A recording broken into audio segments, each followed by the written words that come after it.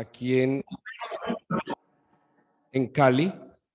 Y bueno, es un gusto que nos acompañen, qué bueno volverles a ver. Algunos en verdad hace días que no nos veíamos. Creo que la Navidad les sentó muy bien. O sea, están más bonitos, ¿sí? No. Y esperamos con mucha expectativa y esperanza lo que va a ser este año. Bueno, muy bien, vamos a entrar en materia. Vamos a ir a la Biblia, a Éxodo capítulo 23 y 34, para que leamos un poco lo que hoy queremos compartir. Algunas cosas ya las hemos estudiado en otro momento, tal vez con algunos otros detalles, pero vamos a entrar aquí a Génesis 23. Éxodo 23 y 34, perdón. Muy bien. ¿Están fresquitos? ¿Les está llegando aire donde están? ¿Sí? ¿No? Bueno. No, el clima está estupendo.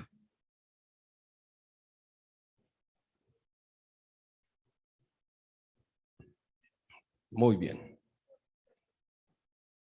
Muy bien, dice así Éxodo 23 del 14 al 19. ¿Listo? Éxodo 23, 14 al 19.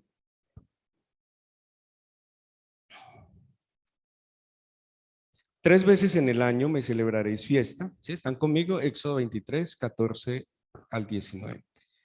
Tres veces en el año me celebraréis fiesta. La fiesta de los panes sin levadura guardarás. 7 días comerás los panes sin levadura, como yo te mandé, en el tiempo del mes de Aviv, porque en él saliste de Egipto y ninguno se presentará delante de mí con las manos vacías. También la fiesta de la siega, los primeros frutos de tus labores, que hubieres sembrado en el campo, y la fiesta de la cosecha a la salida del año, cuando hayas recogido los frutos de tus labores del campo. 3 veces en el año se presentará todo varón delante del Señor.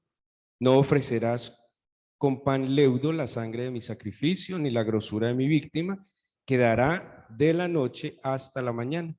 Las primicias de los primeros frutos de tu tierra traerás a la casa de Jehová tu Dios. No guisarás el cabrito en la leche de su madre.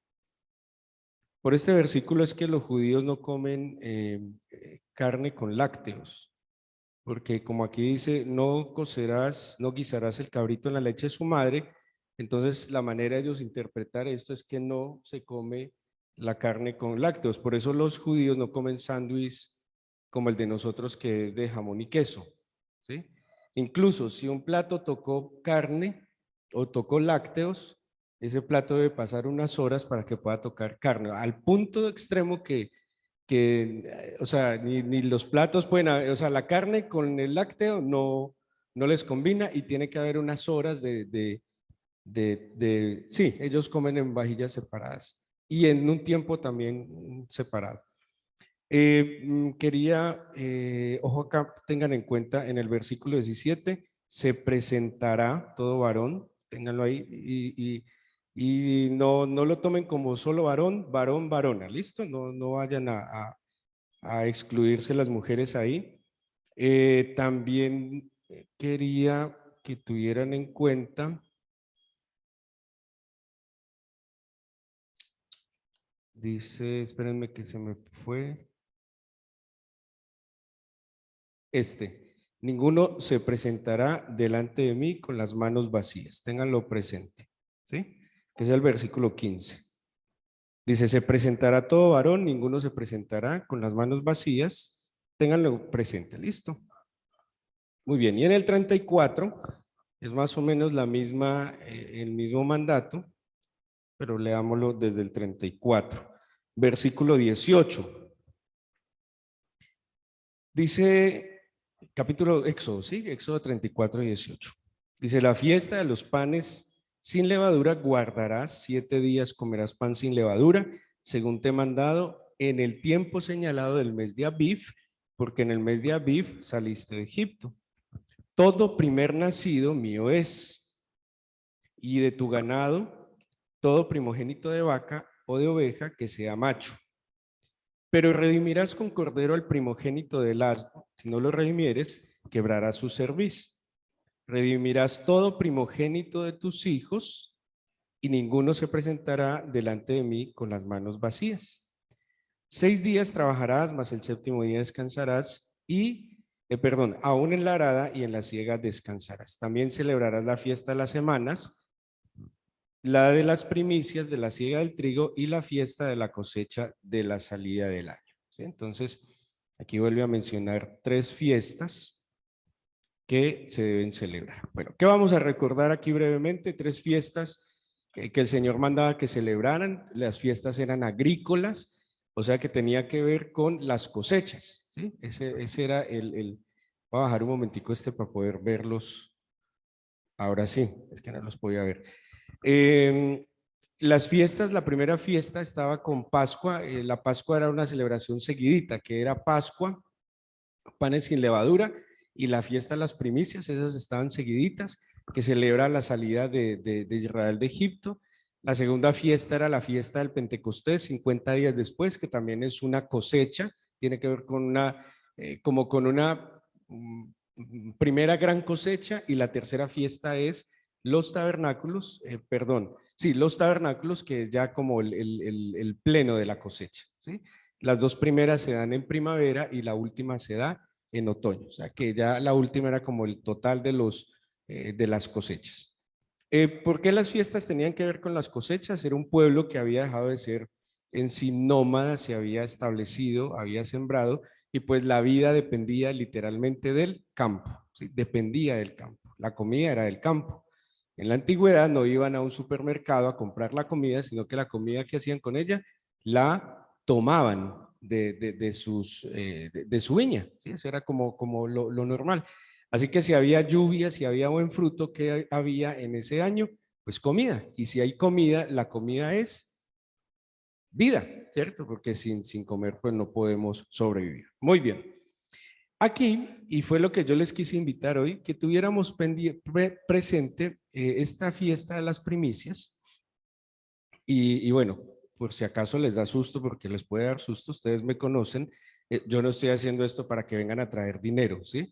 Y cuando digo de no se presenten con las manos vacías, tranquilos, que creo que el dinero es un, ¿qué es el dinero? Es un medio, pero no es lo que el Señor quiere de nosotros, ¿sí? En eso también tengan la tranquilidad, porque yo sé que algunos se asustan cuando dice, vaya a la iglesia, pero no vaya con las manos vacías. Entonces, si usted entró en estrés y dice, yo no traje dinero, tranquilos que aquí nunca cobramos ni nada de eso. ¿Qué tal? Es más, ¿qué es lo más fácil de darle a Dios? Dinero. Eso es lo más fácil. Hay otras cosas que es mucho más complejo darle al Señor. Mi corazón, mi tiempo, mi vida completamente. Entonces, de hecho, para mucha gente es más fácil dar dinero, pero no le da la vida al Señor. Yo he conocido a través de los años que les he servido a Dios gente que da dinero, pero su corazón jamás se lo entrega al Señor. Jamás. Y ustedes creen que a la hora que llegue al cielo, el Señor le va a decir, uy, tú fuiste el que dio más dinero en la iglesia, pero tu corazón lejos, no, eso no valió. Más bien que lo que yo dé y lo di con el corazón, eso es lo que vale delante del Señor. ¿Sí? El tema con el Señor es más complejo porque no es lo que yo hago, sino con la intención que yo lo hago. Eso es lo que el Señor está viendo, ¿sí? Eso es lo que el Señor está analizando. Si sienten mucho calor, quiero decirles, pues, la mejor manera de poder percibir la palabra de Dios es que tengan unas condiciones mínimas adecuadas. Si sienten mucho calor, se pueden acercar a los ventiladores, ¿sí? Eso ayuda. Si no les calma, pueden ir al baño, se mojan un poquito, pero no sufran. O sea, traten de estar de la mejor manera posible para que la palabra del Señor les entre. Tranquilos, no. Y si hoy están sintiendo mucho calor, como vinieron vestidos a la iglesia, pueden venir un poco más frescos, pues tampoco así en chores y tiritas, ¿no? Pues más o menos, pero pueden venir un poco más cómodos para que pues estemos de la mejor manera. Muy bien. Bikurim, así se llama la fiesta, así como Pascua se llama Pesaj, como Pentecostés se llama Shavuot. Bikurim, esa es la palabra que se usa como primicias, pero póngale mucho cuidado al sentido que tiene y a dónde voy a llevar la enseñanza de hoy. Bikurim quiere decir primeros frutos, primicias. Frutas también se usa como la expresión de frutas. Viene de un verbo bakar, que quiere decir madurar, o sea que una primicia viene de algo así como de un fruto que ha madurado, pero también esa raíz de ese verbo bakar se utiliza, y ojo con este significado, para constituir como primogénito. Bakar también implica reventar la matriz. Bakar también significa dar fruto temprano y tiene una implicación del primer vigor. O sea que con este significado del verbo bakar, ¿a qué más se referirá la primicia, los primeros frutos y el bikurim? ¿A qué le sonó? Un nacimiento. ¿Pero cuál nacimiento? Un primer nacimiento. Muy bien, Carlos. El primer nacimiento, o sea, el nacimiento del primogénito. Dice, el que revienta la matriz, un fruto temprano, dice incluso para constituir como primogénito, y tiene que ver con madurar. Y si ustedes leen los versículos que leímos de las primicias, hablaba de las primicias de los frutos, o sea, como esa primer cosecha que fue saliendo, y dice, y les explico brevemente cuál era la manera de celebrar.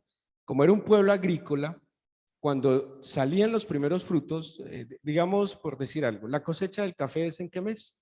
¿Octubre y? ¿O solo una? Octubre. Creo que es abril y octubre. Bueno, muy bien. Pilas, no me puede cachar una pregunta, Juan Piz. Abril, octubre. Pero digamos que en enero, cuando van a ver los cafetos, hay unas pepas rojas. Entonces, ¿ellos qué cogían? En el principio del año, cogían esas pepas rojas, pero buscaban las mejores, las más bonitas, las más grandes, separaban esas pepitas rojas y esa era la primicia. ¿Era la cosecha del café? No, porque la cosecha del café iba a venir en abril y posteriormente en octubre, pero esos primeros frutos los separaban, los apartaban y los presentaban en el templo delante del Señor. ¿Cuál era la idea de hacer eso? Pues de consagrar al Señor, uno en gratitud, porque era una ofrenda como primicia, uno en gratitud porque, bueno, si ya empezó a madurar el fruto, ¿qué me puede avisar eso? ¿Que va a haber o que no va a haber cosecha? Pues ya me está avisando que por lo menos ese árbol está apto para dar fruto, porque empezó a dar fruto. Mire, yo tengo aquí, nosotros tenemos aquí un árbol de mango. Ese árbol de mango floreció de una manera extraordinaria. Y adivinen cuántos mangos dio. 0 mangos, ni un solo mango, ni uno, ni unito, ni unito, ni unito. Pero dio flor. ¿A qué quiero llegar? Sin ser yo un experto agrónomo, pero ahí concluí que aunque un árbol de flores no necesariamente da fruto, porque ese mango dio flores, muchas flores, muy bonitas flores, pero no dio ni un, bueno, y si llegó a dar un mango, se lo robó un guatín y nunca me di cuenta. Pero la verdad, nunca vimos un mango, no ha salido un mango.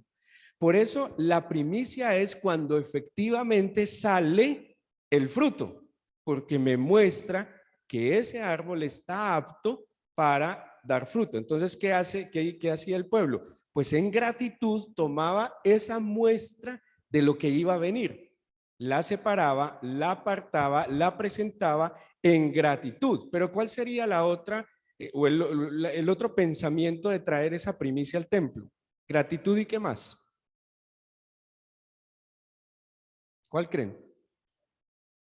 Consagrar. ¿Y qué implicaría consagrar? Entregarle lo que vendría, ¿sí? No solo había gratitud, sino que había esperanza. Eso tenía que ver. O sea, tú ya me estás permitiendo ver el fruto de lo que sembré.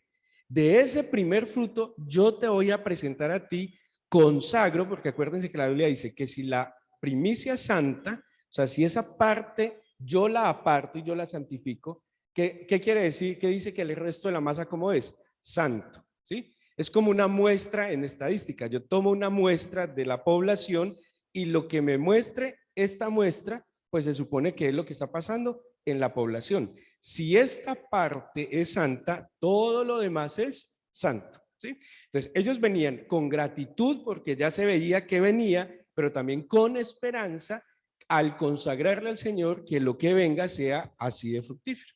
Primera, y esa era la fiesta de las primicias.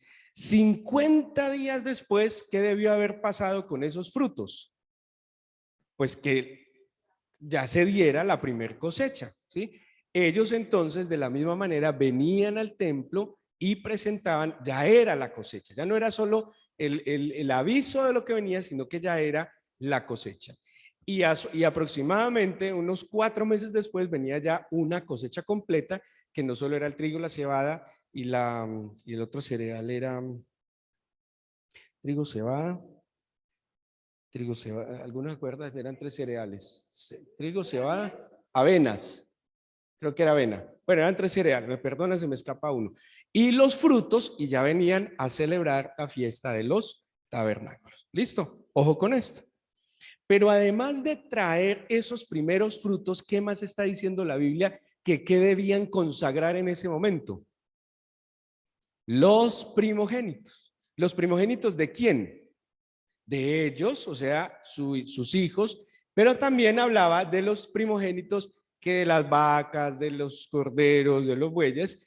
Incluso dice, y había una forma, pues algunos eran sacrificados, pero también había una forma de rescatarlos. ¿Sí se lo pillaron que ahí decía? O sea, no lo sacrifique, pero hay una forma de que usted lo rescate y pues si no lo mata, pero igual allí lo está ofreciendo, algo así como algo vicario, sustituto. Había una forma de sustituir esa entrega del primogénito, ¿vale? Muy bien. Ahora, si hablamos que no nos presentemos con las manos vacías y que nos presentaremos en gratitud, ¿cuál creen que puede ser la primicia que el Señor espera de cada uno de nosotros? Doris, diga duro, su vida, ¿sí? Su corazón, su ser completamente. Yo estaba ayer hice mi primer labor de campo fue ayer, ¿sí? De este año, fue ayer.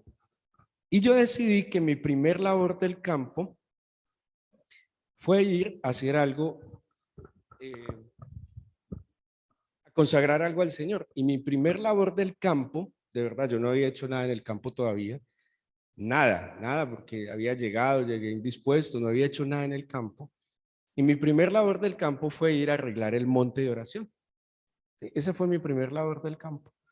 Lo sentí en el alma, primero porque me cogió un sol, no había nada de sombra y de inteligente quité unas polisombras que tenía allá arriba, que para ponerlo bonito, bueno, fue un trabajo bellísimo, muy lindo, casi me muero de verdad, yo bajé que me moría, estaba del color de este atril, del sol, del calor, pero mientras hacía la labor, yo oraba.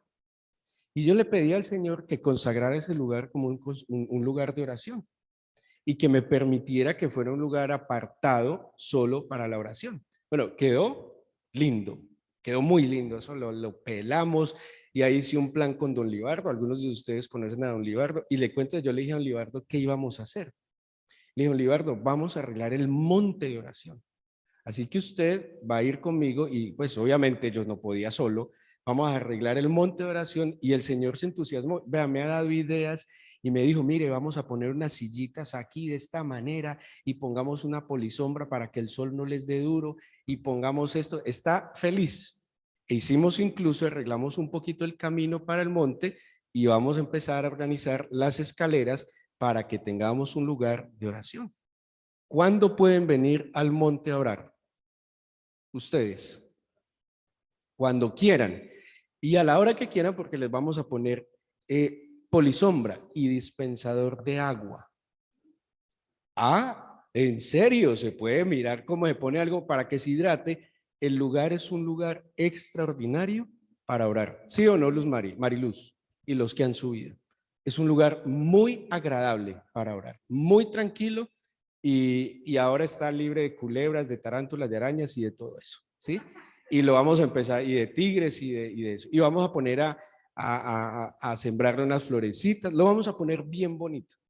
Pero ayer que yo estaba haciendo esa labor, yo le dije, Señor, qué bonito que me des la oportunidad de que mi primer labor del campo de este año es aquí en el monte.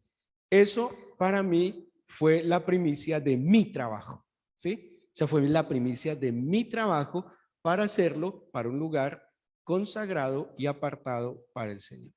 Y para que hagamos vigilias, devocionales, tiempos de alabanza, y queda espectacular. Y si podemos poner a Polisombra como la tengo planeada, nos queda un lugar para que hagamos alabanzas. Ahí con Oliardo estamos hablando de cómo subir el equipo con los cables para electricidad, bueno, algo bien chévere. Nos queda un lugar muy, muy, muy adecuado. Y hasta las sillas, aparecieron ya unas sillitas para poder sembrar allá.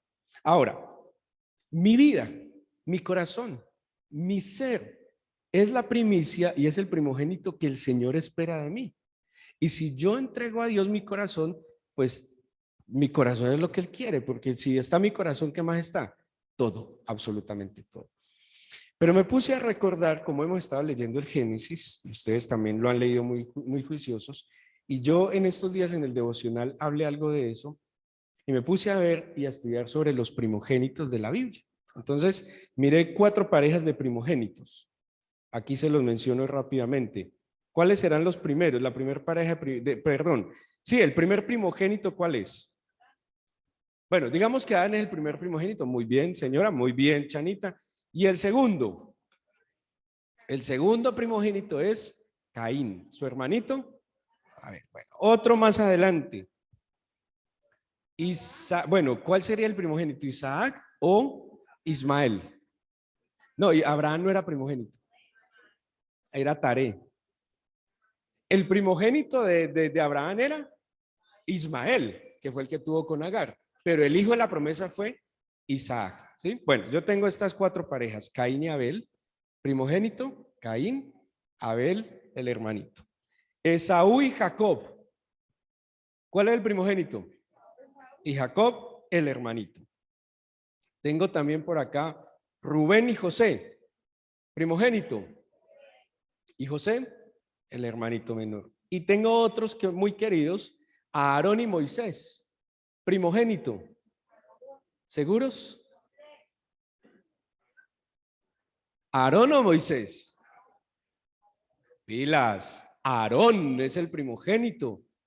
Aarón es el primogénito. Y Moisés. Ya lo vamos a ver.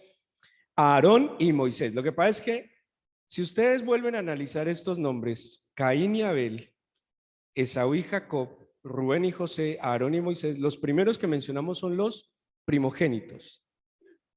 Pero ¿quiénes realmente vivieron como primogénitos? Los otros, los segundos, Moisés, Jacob, José y Abel. Mire que la Biblia es una cosa muy tenaz. Vamos a Génesis capítulo 4. Y si pillan que por eso uno no puede decir que la fiesta de las primicias es que traigan plata a la iglesia, porque todo lo que nos dice es mucho más que eso. Mira lo que dice Génesis capítulo 4. Conoció Adán a su mujer Eva, la cual concibió y dio a luz a Caín, y dijo, por voluntad del Señor he adquirido varón. ¿Sí? He adquirido varón. O sea que Caín, ¿qué quiere decir? ¿De qué viene? ¿Qué palabra vendrá Caín? De adquirir, ¿sí? De adquirir. De Caná. Muy bien. O sea que el primogénito es Caín. Versículo 2. Después dio a luz a su hermano Abel, y Abel fue pastor de ovejas, y Caín fue labrador de la tierra. ¿Sí? Cada uno tenía, digamos que esas eran como las profesiones principales de la antigüedad, el ganado y la tierra. ¿Sí? El ganado y la tierra. Ahí estaban las dos profesiones. Versículo 3. Aconteció, andando el tiempo, que Caín trajo del fruto de la tierra una ofrenda a Jehová. ¿Lo que hizo Caín era bueno? Sí, y dijo, trajo una ofrenda. Trajo una ofrenda. Pregunto, ¿la ofrenda sería mala? No podemos decir que era mala. Trajo una ofrenda. Pero el versículo 4 dice, y Abel trajo también, ¿de qué? O sea que, ¿qué trajo Abel? Primicias. ¿Cuál era la característica de las primicias? Que era lo primero, pero no solo lo primero, sino lo mejor. Y eso es una gran característica de la primogenitura. Lo primero y lo mejor. ¿Sí? Y dice que él trajo los primogénitos de sus ovejas de lo más gordo de ellas, y miró Jehová con agrado a Abel y a su ofrenda. ¿Sí? Claro, obvio, porque cuando Dios mira a Abel, ¿qué estaba mirando de Abel? Su corazón y su actitud. Y que seguramente Caín dijo, le va a llevar, que es muy diferente, le va a llevar voy para donde mi mamá, le va a llevar un pan. Iba a la panadería. Deme un pan. ¿Cuál? Cualquiera. Y le llevó el pan a la mamá. Pero llegó Abel y dijo, voy a ir donde mi mamá. Y le voy a llevar ese pan triple queso que le encanta. Y vaya hasta que le encuentra el pan triple queso de la mamá y se lo lleva a la mamá. La actitud de Caín y Abel al llevarle el pan a la mamá se va a notar. Sí, porque seguramente Caín va a decir, le traje un pan. Pero Abel le iría a decir, mamá, mire, me demoré un poquito, pero le encontré el pan que tanto le gusta, el pan de 3 quesos. Y se lo entrega. Es muy diferente. Y la mamá, aunque ame a Caín y Abel, aunque los ame a los dos, notará y podrá disimular que le agradó lo que hizo Abel. No, pues no lo puede disimular, le agradó. ¿Qué hacemos si se tomó el esfuerzo de hacer lo mejor y le trajo lo mejor? Yo no sé si esto sea una historia de la vida real que les haya pasado, pero se nota, ¿sí? Se nota, y uno nota cuando es algo con amor, con elección, y algo cuando es así, porque toca, y como hay mamás tan bravas que dicen, y no me trajo nada, entonces toca. Así no es mi mamá. Muy bien. Dice el versículo, entonces Dios miró con agrado a Abel y a su ofrenda, pero no miró con agrado a Caín y a la ofrenda suya. A ver, vuelvo y les digo, es que es normal. Como, ay, gracias, qué pan, el que tanto me gusta. Y el otro es un pan viejo, duro, francés. Además, ¿quién le lleva pan francés a la mamá? Que sea francés. Sí, pero es que un pan francés no combina y no con lasaña y eso. Sí. Entonces era inevitable, lo miró con agrado, pero a Caín dice no contar. Ojo, nunca dice que con desprecio. No, simplemente es que le agradó más a Abel. ¿Qué culpa hacemos si fue agradable? Es que Abel buscó ser agradable. No miró con agrado. O sea, no, fue diferente. Como, uy, qué pan tan rico. Gracias, Caín. Algo así. Sí, algo así. No era evidente, tanto que, mire el problemita de Caín. Caín se ensañó. ¿Saben qué es ensañar? Se enojó, le dio ira. Pero el significado es que él se enojó, él experimentó ira. Eso fue lo que experimentó. Como dice el cuento, tras de gordo hinchado, tras de cotudo con papera, porque le trajo algo y pues porque se enoja. Pero ojo, la actitud de Caín fue enojo, y luego decayó su semblante. Dice el versículo 6, el Señor le dijo a Caín, ¿por qué te enojas? ¿Por qué ha decaído tu semblante? Si tú haces bien, ¿no serás enaltecido? Si no haces bien, el pecado está a la puerta. Con todo esto, a ti será tu deseo y tú te enseñorearás de él. ¿Sabe qué está haciendo el Señor ahí? Advirtiéndolo de que dejara la bobada, de que dejara el enojo. Y usted tiene control sobre el pecado. Deje el enojo y no le dé rienda suelta al enojo. Pero ¿Caín le prestó atención al Señor? No. Más bien alimentó su enojo. Alimentó su enojo de tal manera que le dice al hermano, salgamos al campo. Y cuando estaban en el campo, Caín se levantó contra su hermano Abel y lo mató. Y mire el versículo 9. Y le dijo el Señor a Caín, ¿dónde está Abel tu hermano? Y él le contestó, no sé, ¿soy acaso guarda de mi hermano? Y él le dijo, ¿qué has hecho? La voz de la sangre de tu hermano clama a mí desde la tierra. Tenaz, ¿no? ¿Qué vemos aquí de Caín y Abel? Uno, Caín es un hombre, bueno, trajo algo al Señor, pero tenía enojo, ira y violencia. Y Abel trajo lo mejor, lo escogido, los primogénitos, y eso demuestra un esfuerzo por agradar al Señor. ¿Caín hizo un esfuerzo por agradar al Señor? No, no lo hizo. Mire, y hay un tema ahora muy complicado con el camino del Señor, y es que nosotros queremos agradar a Dios y a quienes debemos agradar con el mínimo esfuerzo. Con el mínimo esfuerzo. O sea, lo que menos me cueste, mejor. Y eso le llamamos optimización. ¿Sí? Optimización.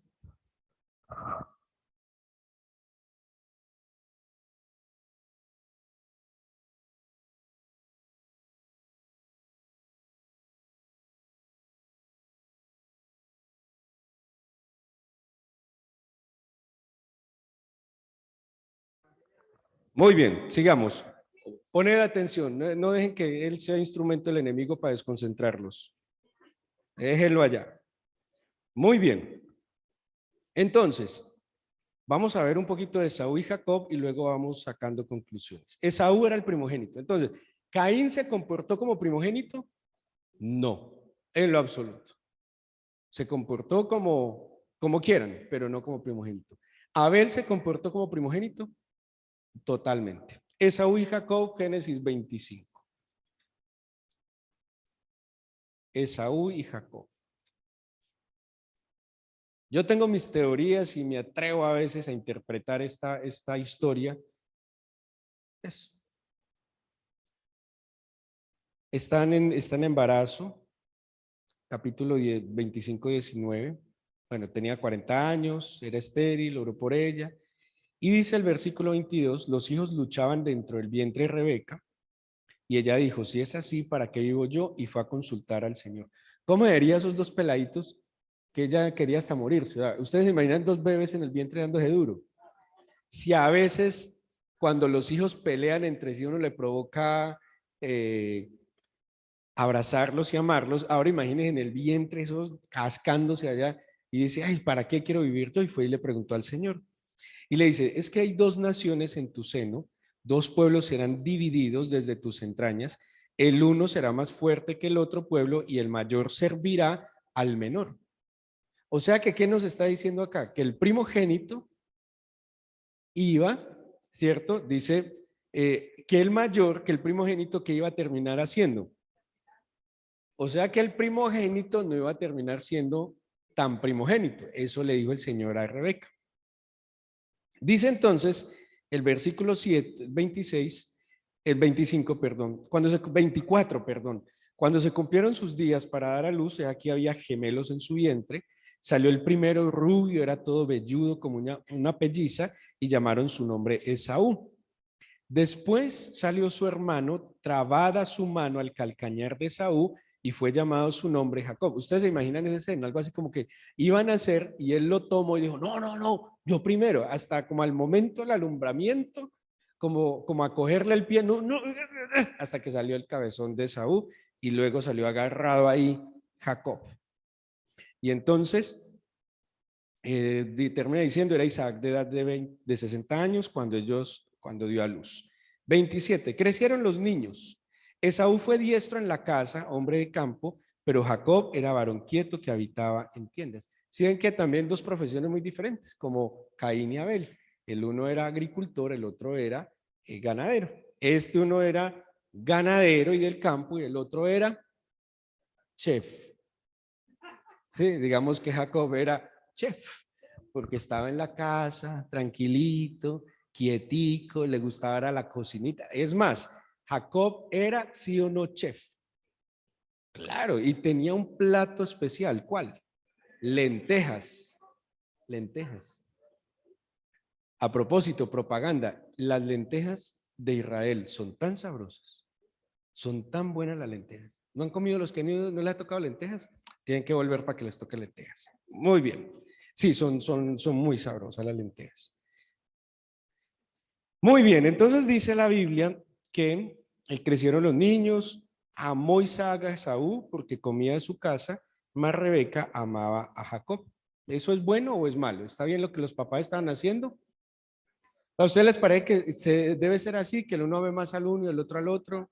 Eso no es bueno. Ambos hijos necesitan el amor de ambos padres lo más equitativamente posible. Ahora, ¿es normal que un padre se identifique más con uno de los hijos y el otro con el otro? ¿Es normal? Sí, porque hay de pronto, ¿cómo se dice?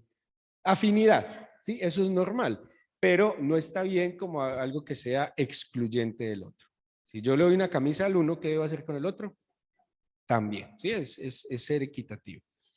Bueno, guisó un potaje, lo que les decía, Jacob, versículo 29, y volviendo Esaú del campo cansado, le dijo a Jacob, te ruego que me des a comer ese guiso rojo, pues estoy muy cansado, por tanto fue llamado su nombre Edom. Edom quiere decir algo como rojizo.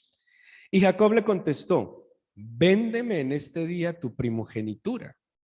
¿Qué le dijo Esaú? ¿Qué tal la primogenitura? Ese privilegio de ser el primero de mi padre. ¿Qué hizo Esaú? ¿Qué le dijo?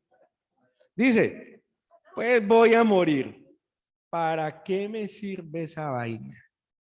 Entonces Jacob dijo, le dio pan, el guisado, de las lentejas, y él comió y bebió, se levantó y se fue.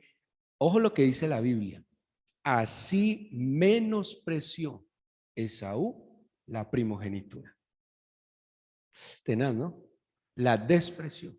¿Por qué la despreció? Doris, muchas gracias. ¿Por qué la despreció?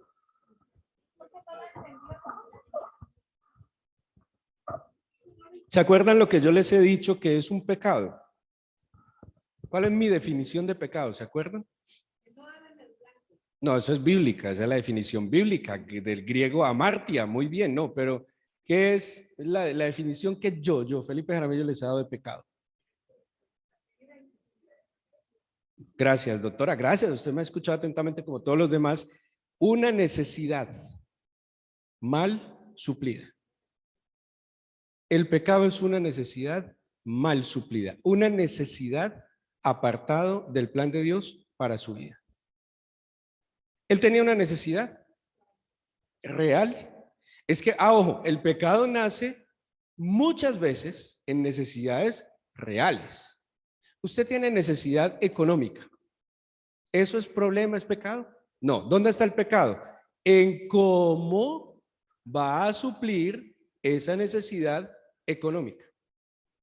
Ustedes tienen necesidades emocionales, afectivas, pero ¿cómo va a suplir esas necesidades emocionales y afectivas? Depende cómo las supla, ahí está en pecado o está agradando al Señor. Usted puede decir, no, yo me siento solito, solita, necesito compañita.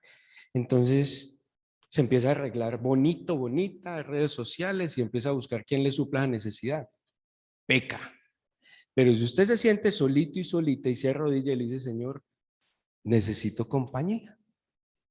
Entonces el Señor le dice, no llame soledad a mi compañía. Sí, Señor, yo sé. Y está bien, no está mal. Sí, Señor, yo sé, tú eres mi compañía, pero la verdad necesito una compañía además de espíritu. Sí, necesito carne y hueso también. También quiero picos. Necesito, pero esa necesidad se puede suplir legalmente, en santidad, siempre. Pero también se puede suplir mal, y eso es pecado. El pobre Esaú tenía una necesidad. Él se iba a morir de hambre.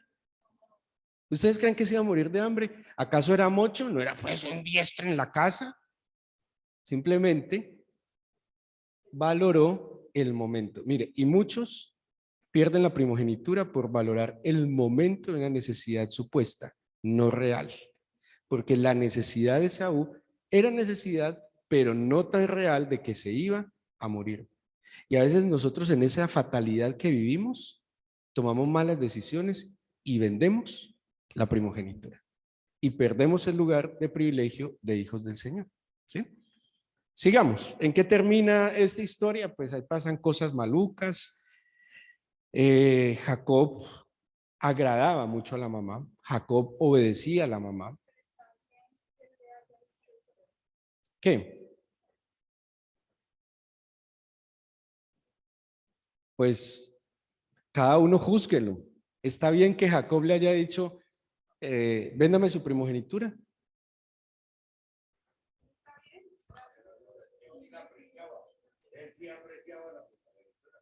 Esa es una forma de verlo. Dice Luis Oriel, Jacob sí sabía, sin ser primogénito, para qué era la primogenitura. La aprovechó, ¿sí? Ah, sí, claro, algo así como, yo le doy la oportunidad, usted no la aprovecha, yo la aprovecho. Algo así. Él la vio.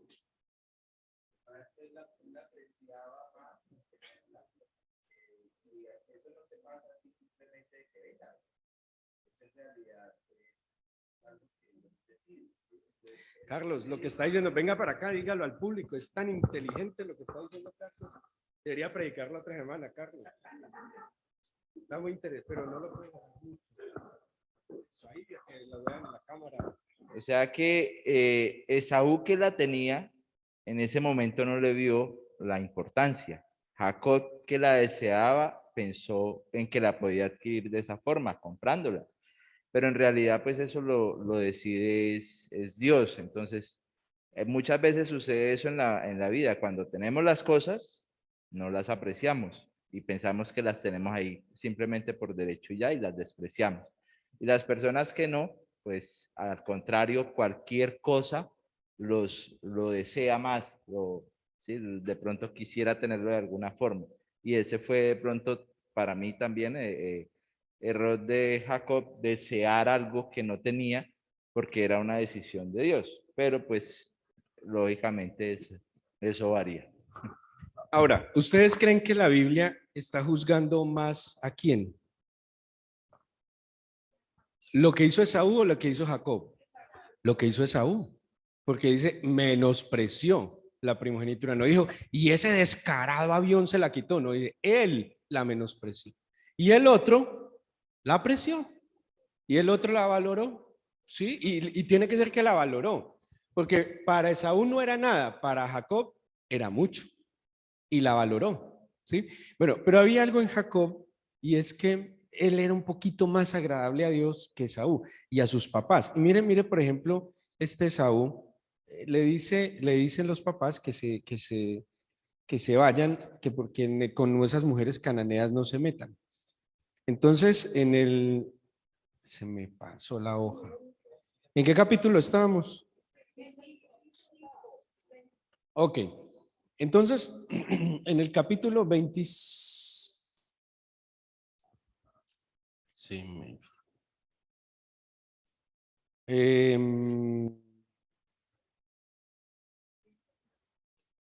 ya, en el capítulo 28, Isaac llamó a Jacob y lo bendijo y le mandó diciendo, no tomes mujer de las hijas de Canaán, ¿sí? Levántate, ve a Padan Aram, a casa de Betuel, padre de tu madre, y toma allí mujer de las hijas de Labán, hermano de tu madre. El Dios omnipotente te bendiga, te haga fructificar, te multiplique hasta llegar a ser multitud de pueblos. Ahí le dio la bendición. Versículo 6. Y vio Esaú como Isaac había bendecido a Jacob y le había enviado a Padan Aram para tomar para sí mujer de allí, y cuando le bendijo, le había mandado diciendo, no tomarás mujer de las hijas de Canaán. Mire lo que hace más adelante Esaú. Y que Jacob había obedecido a su padre y madre y se había ido a Padan Aram. ¿Jacob era obediente a sus padres? Sí. Vio asimismo Esaú que las hijas de Canaán parecían mal a Isaac su padre, Esaú. Y se fue Esaú a Ismael y tomó para sí mujer de Mahalat, hija de Ismael, hijo de Abraham, hermana de Nebaiot, además de sus otras mujeres. O sea que Esaú también, a propósito, quiso fastidiar a sus papás.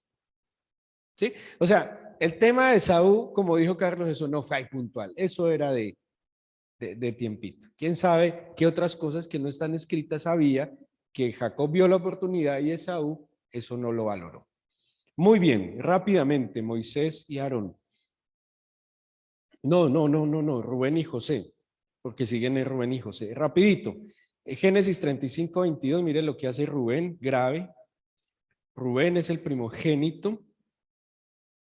Y mire lo que dice Rubén, Génesis 35, 22. Aconteció que cuando moraba Israel en aquella tierra, fue Rubén y durmió con Bila, la concubina de su padre, lo cual llegó a saber Israel. ¿Qué hizo el primogénito de Jacob? En sí, ¿qué hizo? Eso es deshonrar al papá. Eso es mancillar el lecho de su padre. O sea, lo que hizo no es un acto menor, es una cosa terrible.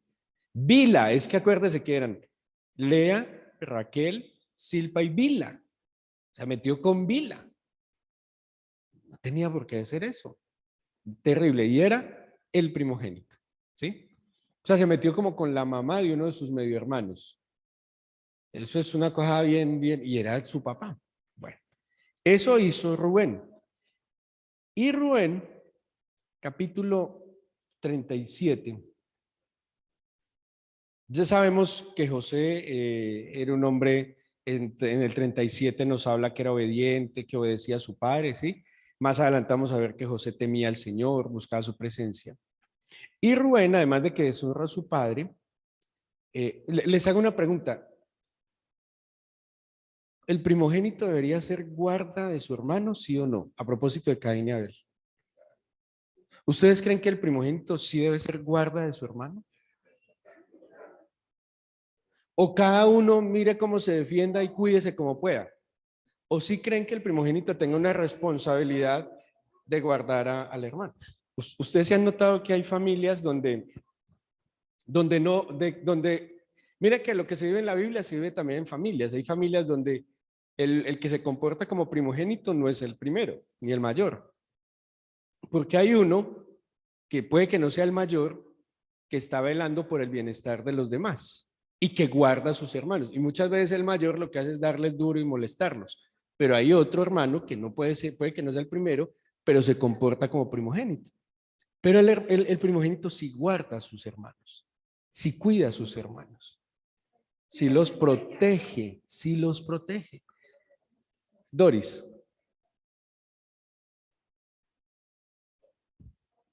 Bueno, tranquila. En la Biblia, en el Antiguo Testamento, no, el primogénito era varón. Pero aleluya y gloria a Dios por Jesucristo nuestro Señor, que hoy la mujer también es primogénita. Claro, tranquilas, no me preocupen. Porque en el Señor ni hombre, ni mujer, ni judío, ni griego, ni esclavo, ni escita, nada, ¿listo? Así que si tú eres la primogénita de tu casa, aleluya, amén. La pequeña. Sí, claro, claro. En Cristo Jesús, pero en el Antiguo Testamento, ustedes sí ven que muchas veces ni siquiera se mencionan las hijas, ni se mencionan. La verdad, la mujer tenía un lugar desprestigiado en el Antiguo Testamento. Ojo, no en el Señor, jamás en el Señor, pero sí en la cultura y en igual que el hombre. O sea, somos semejantes, ¿sí? Claro. Y la mujer también en algún momento ella misma se ha despreciado en la historia, ¿no? Viéndolo en el... Pero no, el lugar que le da el Señor Jesús ya es tan bello, tan hermoso. Muy bien. Entonces, aparecen Rubén y José, eso yo se los comenté esta semana en el devocional. Les decía Rubén, cuando dijeron, versículo 20, cuando los hermanos deciden matar a José, dice, ahora pues venid, matémosle, echémosle en una cisterna, diremos alguna mala bestia lo devoró y veremos qué será de sus sueños. Con esto quiero corroborar que el primogénito sí debe ser el guarda de su hermano.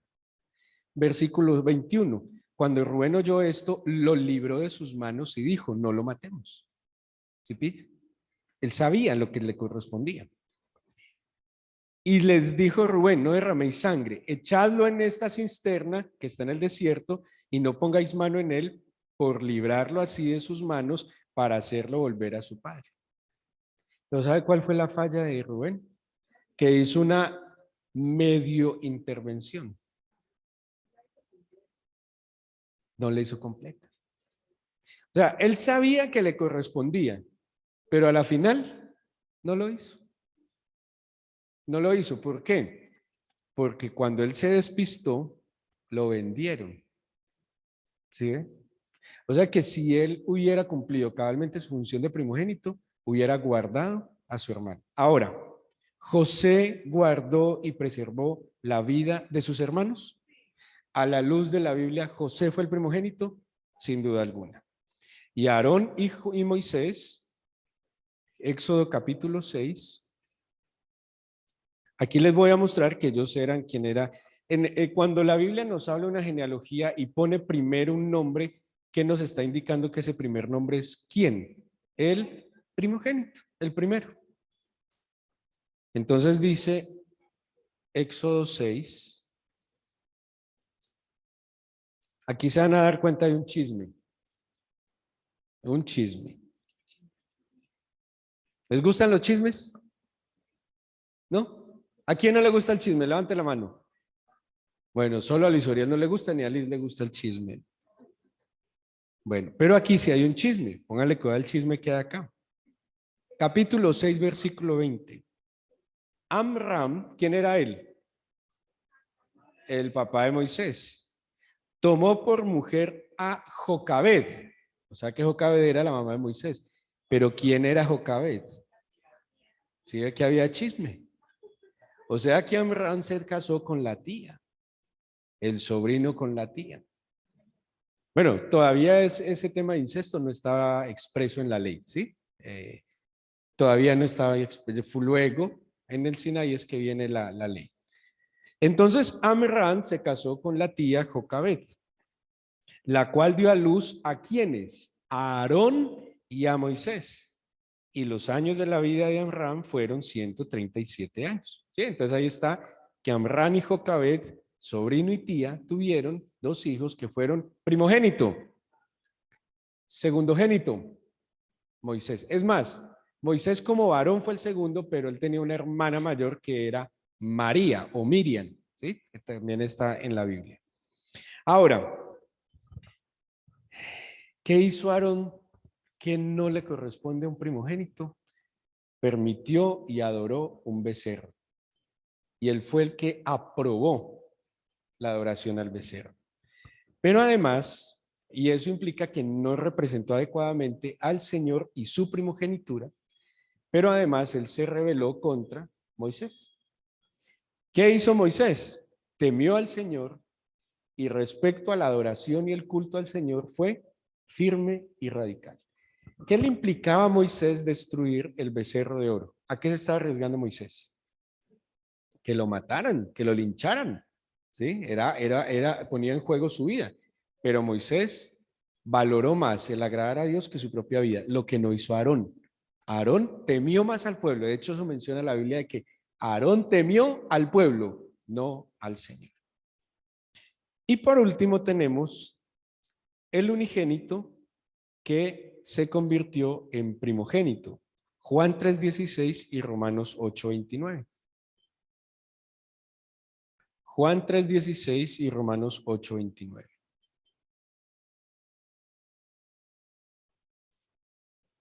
Dice Juan 3:16. Venga, busquémoslos primero y luego lo leemos. ¿Listo?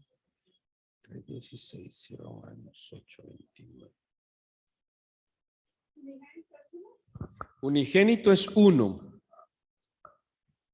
¿Y primogénito qué será? Primero. Y aquí tenemos al unigénito que se convirtió en primogénito. ¿Qué dice Juan 3:16? De tal manera amó Dios al mundo que ha dado a su Hijo unigénito para que todo aquel que en él cree no se pierda, mas tenga vida eterna. Jesús, antes de venir a este mundo, ¿era el unigénito o el primogénito? ¿Por qué? Porque era el único Hijo de Dios. Y entonces los seres humanos, ¿qué eran? Creación. Pero hijos, si van unos versículos más antes, versículo 12, perdón, no, y capítulos, Juan 1:12, ¿qué dice? Juan 1:12. Muy bien, más a todos los que le recibieron y a los que creen en su nombre les dio potestad de ser hechos hijos de Dios. ¿A quiénes? ¿A quién? A Jesucristo. Quien cree en el nombre de Jesucristo, quien recibe al unigénito, se convierte en hijo. Por eso el unigénito pasó a ser el primogénito, porque nosotros fuimos constituidos hijos, ¿sí? El que era único, ahora es el primero. Ahora pregunto, ¿es mejor ser único o primogénito? ¿Es mejor ser unigénito o primogénito? ¿Seguros? Pregúntenle al hijo de Ronaldo. El hijo de Ronaldo era heredero de toda la herencia de Cristiano Ronaldo. Y en un día, el hijo de Ronaldo dividió su herencia con 3 más. Porque el papá alquiló un vientre y tuvo un hijo. Y embarazó a la mujer y tuvo mellizos. Y esos niños nacieron seguiditos, en una semana, 2 semanas. Entonces, decían jocosamente cómo perder 3 partes de tu herencia en una semana. Y eso le pasó al hijo de Ronaldo, que en un tiempo muy corto pasó a tener 3 hermanos. O sea que su herencia se le dividió a la 4ª parte. En conveniencia, ¿es mejor ser unigénito o primogénito? Unigénito. Unigénito. Bien, porque es el único, así que lo hereda todo. El primogénito hereda 2 partes, pero igual se le parte. Ojo, lo que quiero decir es que el Señor Jesús compartió su herencia. Pregúntele a un hijo de un multimillonario de 30 años si quisiera un hermanito. Es más, de 18 años. Un niño, es más, de 15 años, un hijo de 15 años es hijo de un multimillonario de 85 años y el multimillonario dice, voy a adoptar unos 10 hijos. Y entonces, ¿por qué? ¿Por qué? No, porque quiero compartir mi herencia con 10 desafortunados y voy a adoptar uno de Nigeria, uno de Colombia, uno de... Y ¿ustedes creen que es unigénito? ¿Cómo se sentirá? Yo creo que, claro, es que por Dios, me va a dividir lo mío. Pregunto, ¿quién comparte la herencia? Solo el Señor. Hasta usted lo pensaría. Imagínese Juan Pablo que su mamá diga, va a tener un 3er hijo. Se le divide, Juan, ¿sí ven? Claro. Y el Señor Jesús, no, es que tan bello. Él es único. ¿Quién comparte? Es que ¿quién comparte el amor del Padre? Solo Él. Y mire lo que dice Romanos 8:29.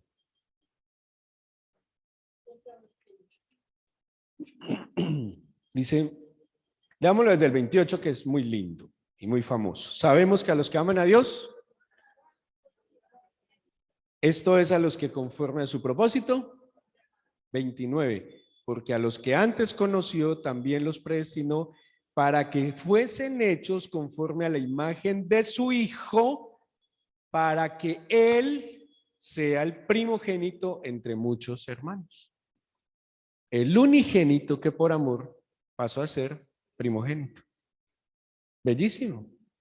¿Y cómo es nuestro unigénito y primogénito? Extraordinario, obediente, humilde, total.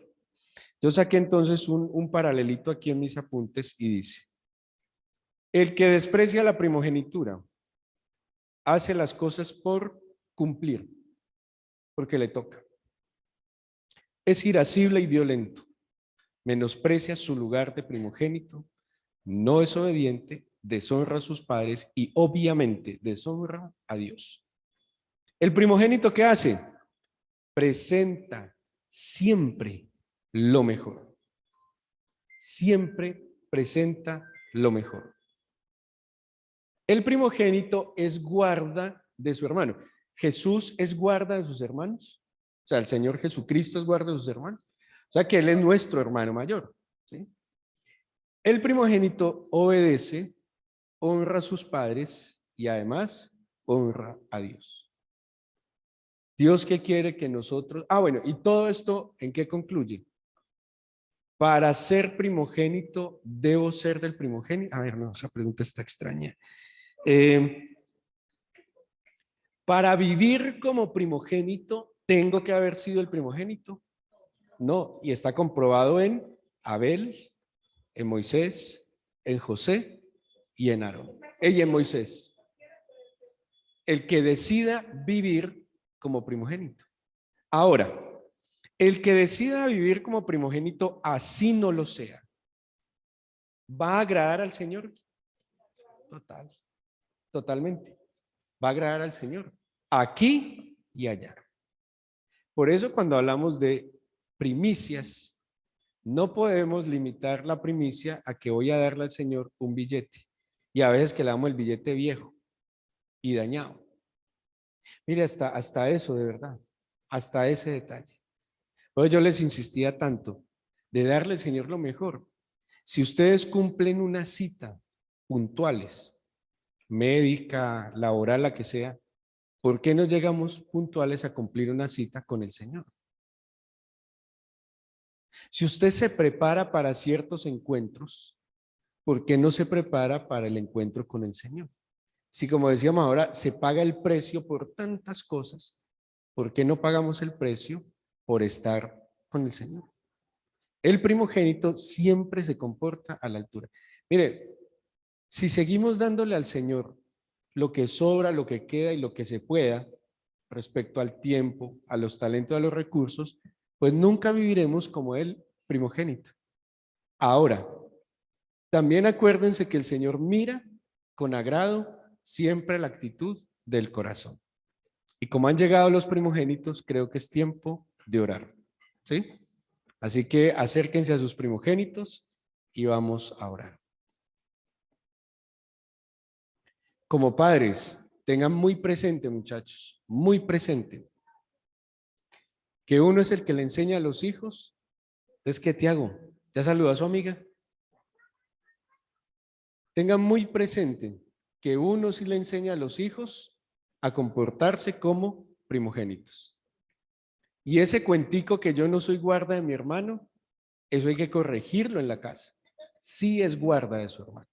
¿Listo? Sí debe cuidar y guardar a su hermano. Yo no conocía a Sara. Muy bella. Sara, mucho gusto. Sara quiere decir, ¿saben qué quiere decir Sara? Princesa. Por eso a los ministros en Israel les dicen zar, porque zar es príncipe. Sara, princesa. Está muy linda.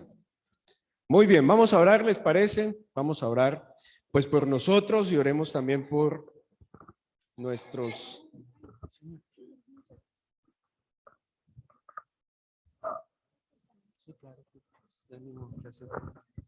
Sí, sí. Vamos a llamar a nuestros muchachos para que oremos con ellos.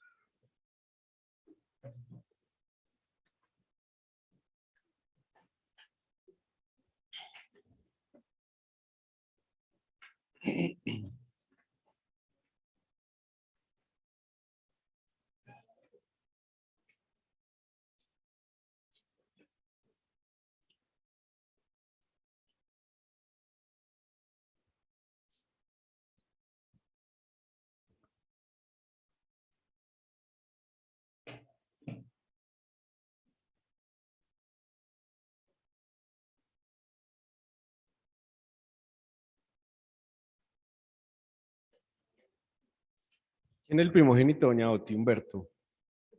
Gaby es la primogénita.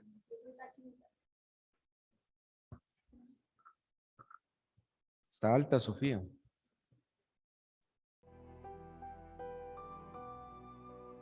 Bueno, vamos a orar mientras van viniendo los muchachos. Vamos a cerrar nuestros ojos.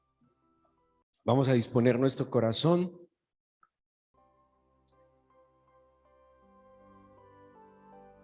Y a la luz de lo que la palabra del Señor nos enseña,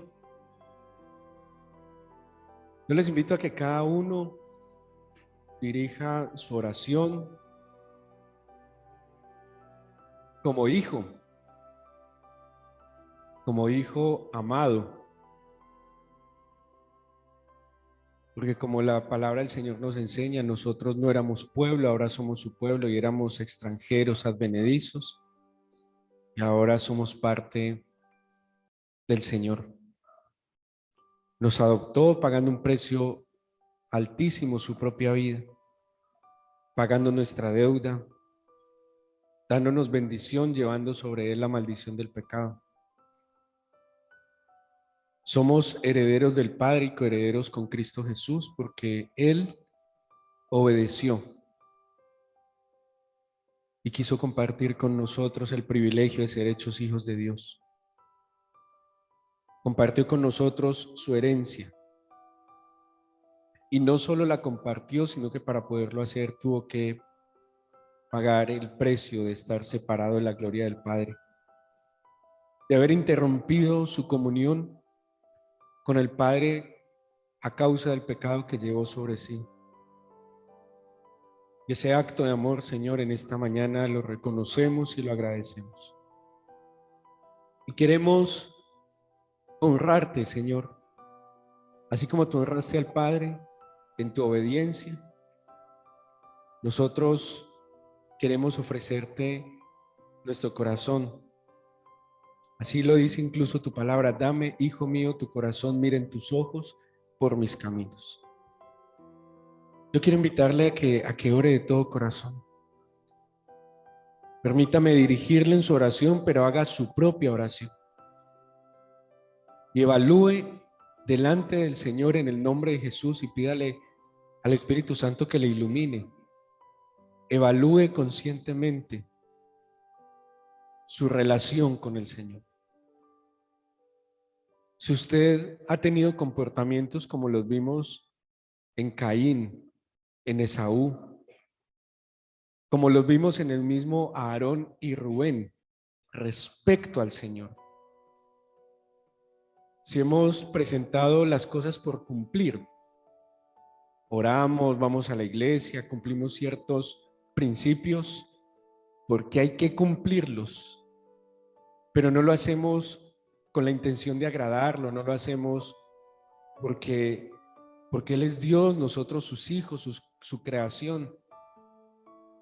Si en nuestro corazón guardamos la ira, el enojo, e incluso nos irritamos contra el Señor, si hemos menospreciado lo que somos, hijos del Señor, si nos comportamos como cualquier persona en este mundo, si nos igualamos a cómo viven las personas de este mundo, irascibles, soberbias, corruptas, mentirosas, si nos comportamos como nuestro entorno por agradar al entorno, vamos a la iglesia, cogemos una Biblia, pero expresamos malas palabras, hacemos cosas equivocadas y no nos comportamos como verdaderos hijos del Señor.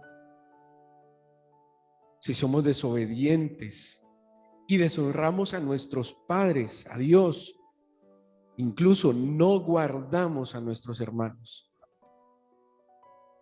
pidámosle perdón al Señor. ¿Cómo presentar hoy primicias? ¿Cómo pretender presentar cualquier tipo de primicia al Señor si nuestro propio corazón y nuestro ser no es una primicia agradable delante del Señor? Haga su oración, sea humilde, reconozca si esa es su actitud. Si por el contrario usted tiene una actitud santa de siempre quererle dar al Señor lo mejor, lo que Él merece, si en su corazón está la decisión de guardar a su hermano, de cuidar al prójimo, si usted ha decidido obedecerle, honrar a sus padres, honrar a Dios, buscarle, agradarle, agradézcale y de ninguna manera mire con desprecio a otro porque no tenga esa actitud. Porque aún el tener la medida de fe que nos permite buscarle con sinceridad, con determinación, ser obedientes a Él, aún eso es un don de la gracia del Señor, es un acto de su misericordia. Yo te pido, Padre eterno, yo te pido, Dios Todopoderoso, que si esta es la actitud de mi corazón, la preserves a perpetuidad. Pero que si por el contrario, yo te busco porque creo que me conviene y porque me da miedo que tú me hagas algo malo, qué tristeza que te busquemos por miedo, Señor, cuando deberíamos buscarte por amor, por gratitud. Pero si es así, ayúdame, perdóname. Y no permitas que yo siga pretendiendo como si pudiera amarrar a mí tu bendición. Más bien ayúdame a seguir el ejemplo de Abel, de Moisés, de José. Tu ejemplo, Señor Jesús, de comportarme como un hijo verdadero, un amado hijo en la fe. Por eso, preséntele su vida al Señor como un hijo, hija, que le ama, que le anhela, que le necesita, que decide agradarle. Y presenta entonces su vida como esa primicia de amor. ¿Está dispuesto a que el Señor tenga de usted lo primero y lo mejor? ¿Lo merece? ¿Merece el Señor y está dispuesto a que usted le dé el primer y mejor tiempo cada día? En que cuando se trate de Él y para Él, usted tenga la mejor actitud, el mejor tiempo. Y así como le da prioridad al trabajo, al estudio, a tantas cosas, le da prioridad a acercarse a Él.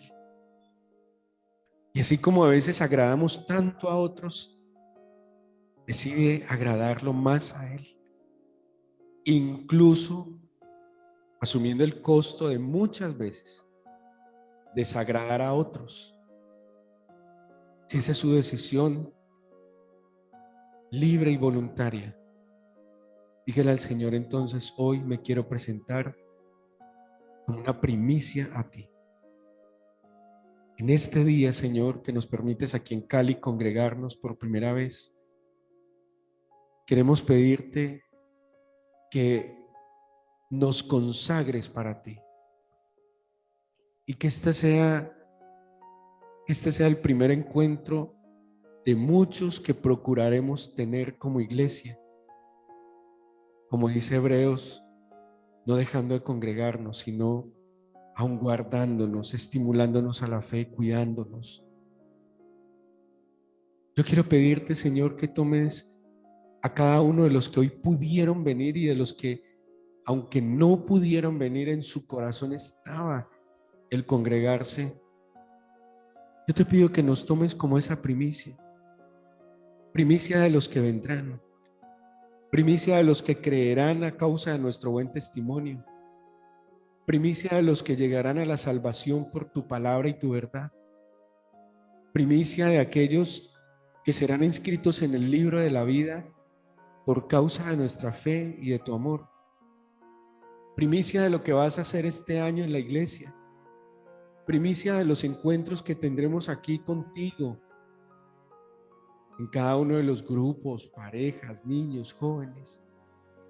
Que seamos hoy primicia, Señor, de aquellos que necesitan conocer la verdad para ser libres, de aquellos que necesitan tener esperanza, ser sanos, ser liberados de esclavitud del pecado.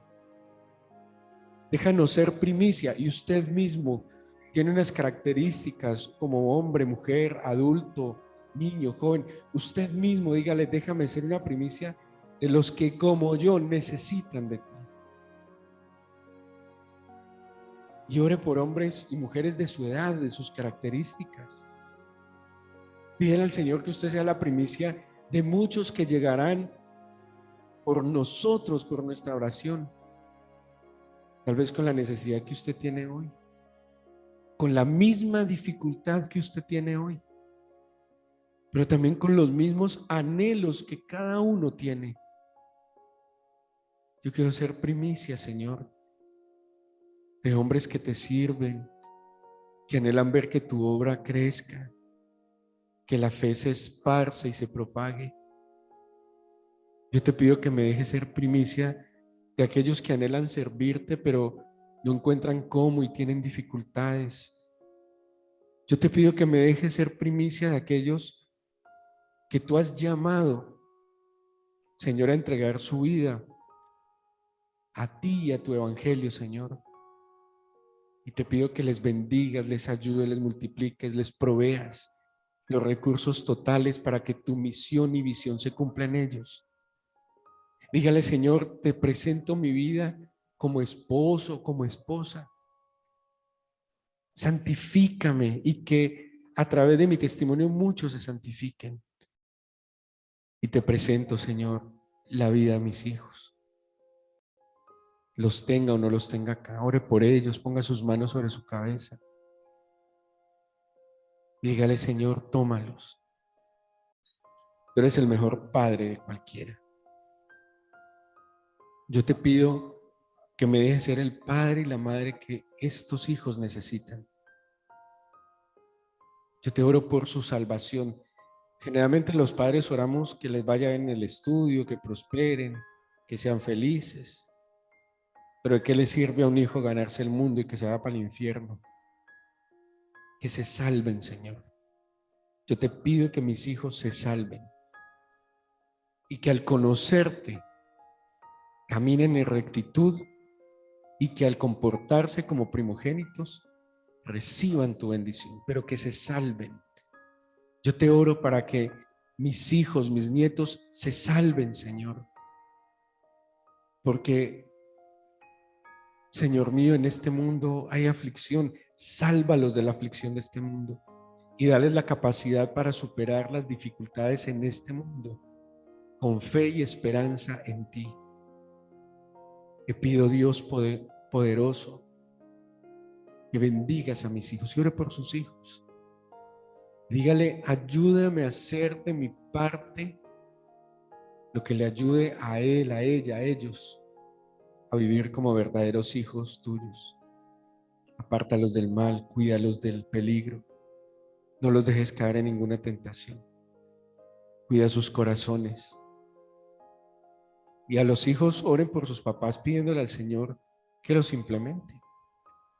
No hay papás perfectos ni sabios, pero sí, nadie nos amará como nuestros padres.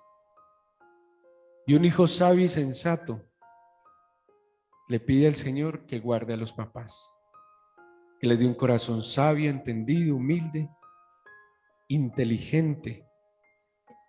Dígale, Señor, guárdalos, protégelos y provéeles, porque yo sé que me provees a través de mis padres. Yo te presento, Señor, hoy a cada uno de estos hijos, familias, jóvenes, niños, adultos. Como tu siervo y sacerdote, te los presento, los consagro en el nombre de Jesús. Toma esta primicia en tus manos y que esta primicia santa represente todo lo que ha de venir. Bendice sus labores, sus trabajos, sus responsabilidades. Guíalos de tu mano.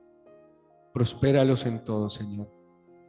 Guárdalos de todo mal y de todo peligro. Y yo les pido que oremos como iglesia por este lugar. Que tu presencia, Padre, repose en este lugar. Y que este lugar que hemos consagrado como casa de Dios y puerta del cielo, y este monte de oración que hemos querido consagrar para ti, sea un lugar donde descansemos, nos encontremos contigo, que ningún arma forjada se levante en contra de este lugar. Reprende, aparta de este lugar toda mala intención, todo estorbo, Señor, y que tu gloria se manifiesta. Te suplico y orémosle así al Señor, que el celo de tu santidad cuide esta iglesia, Señor, a quienes la componen, pero también este lugar apartado para ti. Sé tú abriendo los cielos, derramando tu bendición. Te lo pido, mi Señor, y te agradezco en el nombre de Jesús. Amén. Amén, amén. Denle un aplauso al Señor.